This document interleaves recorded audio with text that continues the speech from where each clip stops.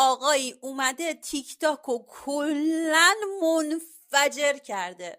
چی بوده قضیه؟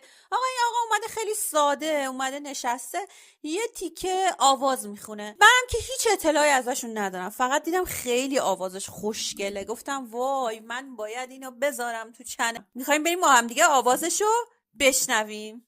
برو بریم.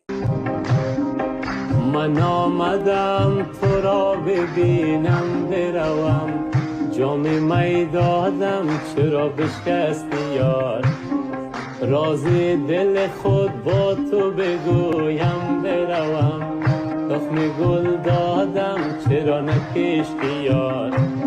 بچه صداش قشنگ نیست به نظرتون؟ فوق‌العاده است. و این که خیلی جالبه این که مردم به شدت از این ویدیو استقبال کردن توی تیک تاک، یعنی اصلا معروف شده. کاری نداره که الان من میرم تو تیک تاک، همین الان به ذهنم رسید آخه من یه ویدیو گذرا دیدم ازشون رو سیو کردم، میرم ببینم که اسمش چیه، احتمالا الان پیداش میکنم.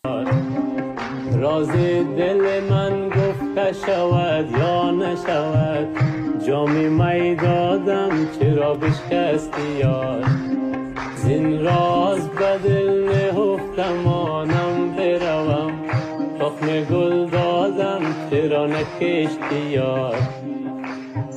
برویم می خوریم یا که برویم می خوریم، حال نخوریم می خوریم، حال نخوریم می خوریم، ز غم نیلوفرم مرا از بر من، بیا در بر من به وقت جوان لطف کن دل بر من، با تو دل دادم چرا نگرفتی یار، با تو دل دادم چرا نگرفتی یار.